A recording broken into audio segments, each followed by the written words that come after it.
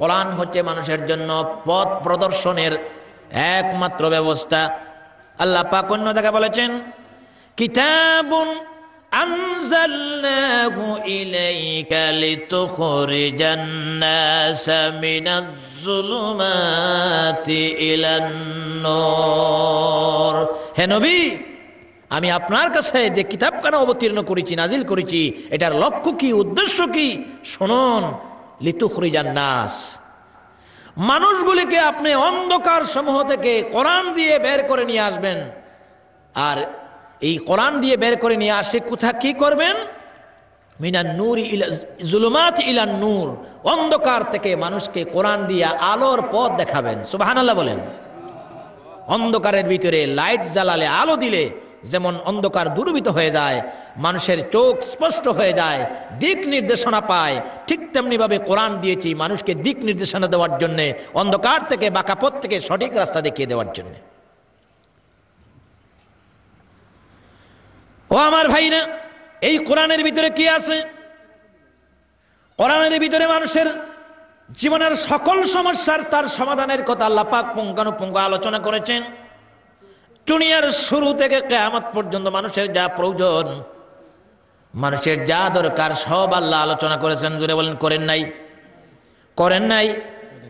শুধু মানুষের না, মানুষের সাথে আল্লাহ পাক এই দুনিয়ার আরো মাখলুকাতের সাথে সম্পৃক্ত করে রেখেছেন। এই পৃথিবীতে কত মাখলুক আছে আপনারা বলতে পারবেন? জানেননি? বলা হয় 18,000 মাখলুক। 18,000 মাখলুক বেশি বোঝানোর জন্য বলা হয়, কিন্তু কত লক্ষ কোটি মাখলুক আল্লাহ তৈরি করেছেন, এর হাদিস, এর কিতাব একমাত্র আল্লাহ ছাড়া কোনো মানুষ জানে না। সুবহানাল্লাহ। সমস্ত মাখলুকাত মানুষের সাথে সম্পর্ক, পৃথিবীর ভারসাম্য রক্ষা করছে। এই পৃথিবীতে মানুষ বসবাস করার জন্য তার যে পরিবেশের দরকার, যা প্রয়োজন, এ সমস্তর ভিতরে খেদমত করে যাচ্ছে মাখলুকাত। সুবহানাল্লাহ। আমরা বিষাক্ত সাপ দেখলে ভয় পাই। সাপ যদি আপনার যারা গরু চড়ায়, রাখাল, সে যদি পায়, খেসিন জবর খেস, একেবারে সোজা করে দেয়। ঠিক কিনা বলেন? কিন্তু দেখুন, এই বিষাক্ত সাপের ভিতরে মানুষের জন্য রয়েছে মহৌষধ। আজ পৃথিবীতে বিশাল নতুন নতুন রোগ আবিষ্কার হচ্ছে। সেই সমস্ত রোগের প্রতিষেধক হিসাবে যেই সমস্ত ঔষধগুলি আবিষ্কার হচ্ছে, সেই সমস্ত সিংহভাগ ঔষধগুলি হচ্ছে বিষাক্ত সাপের বিষ থেকে। আমেরিকাতে কুকরা সাপের বিষের ওজন কত লক্ষ কোটি মার্কিন ডলার। সুবহানাল্লাহ। তাহলে সাপ দ্বারা মানুষের খেদমত হচ্ছে। ব্যাঙ, শিয়াল, কুকুর, আমরা এগুলোকে চিন্তা করি না। কুকুর হচ্ছে ইতর শ্রেণীর প্রাণী, কিন্তু কুকুরের ভিতরে আল্লাহ পাক মানুষের জন্য এত খেদমতের একটা যোগ্যতা রেখেছেন, যেই কুকুর আজকে মানুষের জন্য পুলিশের কাজ করছে, ডিসির কাজ করছে, এসপির কাজ করছে। লন্ডনে, আমেরিকাতে এক একটা কুকুরের মূল্য মানুষের চাইতে বেশি। ব্রিটেনের কুকুরগুলি পদোন্নতি হয় বৎসরে, র্যাঙ্ক বাড়ে, ডিসি থেকে এসপি থেকে ডিসি হয়, ডিসি থেকে বড় ম্যাজিস্ট্রেট হয়। হায় রে কুকুর! কুকুরের যদি জানতো সে ডিসি, কি বলেন? বাংলাদেশে আপনারা দেখবেন, সরকার বিভিন্ন জায়গাতে অনুষ্ঠান হলে তখন বিলাতি কুকুর দিয়ে এই জায়গাকে পরীক্ষা করে না? পত্রিকা দেখেন নাই? কুকুরের নাকের ভিতরে আল্লাহ পাক এমন একটা ঘ্রাণ শক্তি দিয়েছেন, কোন জায়গায় রাসায়নিক দ্রব্য আছে, বিষ আছে, বিষাক্ত পদার্থ আছে, এইগুলা সে লুকিয়ে থাকাগুলি এগুলা বের করতে পারে। আল্লাহ পাক তার ব্রেইনের ভিতরে, নাকের ভিতরে এ ধরনের জ্ঞান দিয়েছেন। সুবহানাল্লাহ। এইভাবে কত মাখলুক, এগুলার কথাও আল্লাহ কোরআন শরীফে আলোচনা করেছেন। একটা ছোট্ট প্রাণী থেকে নিয়ে সর্ববৃহৎ প্রাণী পর্যন্ত কোরআন শরীফে আলোচনা পাওয়া যায়। ছোট্ট প্রাণী যেমন দেখুন পিপিলিকা, পিপিলিকার আলোচনা কোরআন শরীফে আছে। জোরে বলেন, আছে কি নাই? পিপিলিকার নামে সূরা নাজিল করেছেন। এই সূরার নাম হচ্ছে সূরা নামল। ঠিক তেমনি ভাবে মধুমক্ষীর নামে আল্লাহ কোরআন শরীফে আলোচনা করেছেন। মধুমক্ষীর নামে সূরা নাজিল করেছেন। কি নাম জানেননি আপনারা? সূরা নাহল। মধু পোকার কথা আলোচনা আছে। ছোট্ট একটা পোকার ভিতরে আল্লাহ কত জ্ঞান দিয়েছেন।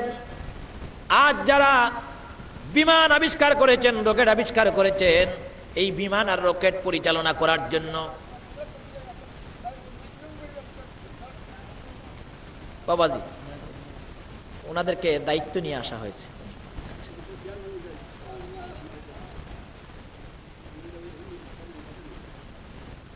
এটা কারা আনছে? কমিটি আনছে। আচ্ছা, এটা দিকে খেয়াল করেন না, ওটা আপনাদের মাদ্রাসার জন্য বাহিরে দেওয়ার জন্যই কমিটির পক্ষ থেকে আনা হয়েছে। উনি ওনার কাজ করুক, আপনারা একটু সরে যান এদিক দিয়ে, তো আপনাদের দেখাতে এবং শোনাতে যেন ডিস্টার্ব না হয়। কথাগুলি শোনেন। এই পৃথিবীতে আমি বলছিলাম রকেট আবিষ্কার হয়েছে, বিমান আবিষ্কার হয়েছে। বিমানগুলি তার নিয়ন্ত্রণ মানুষের অধীনে যদিও নিয়ন্ত্রণ, কিন্তু তাকে পরিচালনা করার জন্য নির্দিষ্ট কক্ষপথ আছে।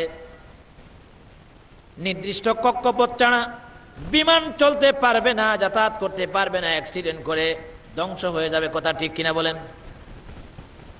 মৌমাছিকে আল্লাহ পাক এত বড় বিশাল জ্ঞান দিয়েছেন। ছোট্ট একটা পোকা, তার জন্য নির্দিষ্ট কোনো কক্ষপথ নাই, যাতায়াতের আলাদা কোনো রোড নাই। ছোট্ট ক্যাপসুলের মতো পোকা, কিন্তু সমগ্র পৃথিবী ভ্রমণ করে আবার তার বাসায় ফিরতে পারে, কোনো অসুবিধা, অ্যাক্সিডেন্ট আর ভুল পথ হয় না। সুবহানাল্লাহ। তার ভিতরে আল্লাহ আইনের জ্ঞান দিয়েছেন। সে সঠিক মানুষের জন্য ভালো মধু আহরণ করে। এই কথাগুলি বুঝাচ্ছে এই জন্য, ইচ্ছা বলার উদ্দেশ্য না, কোরআনের মর্ম বোঝানোর জন্য। মৌমাছির বাসায় দেখবেন মধু চাক যখন মানুষ নেয়, তো মৌমাছির চাকের ভিতরে কিছু কিছু মৌ পোকা পাওয়া যায় যে পোকাগুলি মারা গেছে, মাথা নাই, পা নাই, হাত নাই। এখন কেন মারা যায় গবেষণা করে দেখা গেছে মৌমাছির ভিতরে আছে রানী। রানীর একটা নির্দেশ হলো, পৃথিবী যত জায়গা থেকে তোমরা মধু আহরণ করবে, এই মধুর ভিতরে কোনো 2 নম্বরই থাকতে পারবে না, ভেজাল থাকতে পারবে না। যে মধু খাবে আশরাফুল মাখলুকাত, মানব জাতি। কোরআন শরীফে বলা হয়েছে ফিহি শিফাউল লিন্নাস, মধু হচ্ছে মানুষের জন্য সর্বরোগের মহৌষধ। সুবহানাল্লাহ বলেন। আজকে তো খাঁটি মধু পাবেন না ভেজাল ছাড়া। সেই মধু পোকার মাথার ভিতরে আল্লাহ এই কোটা ঢুকিয়ে দিয়েছেন, মানুষকে ক্ষতি করবে এমন মধু আহরণ করতে পারবে না। যদি দেখা যায় কোনো পোকায় মধু আনতে গিয়ে কোনো ভেজাল মিশ্রিত করেছে, রানী সঙ্গে সঙ্গে একটা কামড় দিয়া ওই মধু পোকাকে শেষ করে দেয় জনমের মতো। যেই ব্যক্তি মানুষের জন্য ভেজাল করতে পারে, এই ব্যক্তির আর বাঁচার কোনো অধিকার নাই। এর জন্য মধু পোকা, মারা যাওয়া পোকা পাওয়া যায়, তাদের ভিতরে এত ক্ষমতা আর রানীর যোগ্যতা আর তার সর্দারের এতাআত একটা পোকার ভিতরে আল্লাহ পাক দান করেছেন। সুবহানাল্লাহ বলেন। সূরা নাহলের ভিতরে একটা দেশ পরিচালনার জ্ঞান আছে, মধু পোকা থেকে বহু জিনিস জ্ঞান অর্জন করার আছে। এইভাবে প্রাণীদের কথা আছে, মাকড়সার কথা কোরআন শরীফে আছে। মাকড়সার নামে সূরা আছে, সূরা আনকাবুত আছে কি না?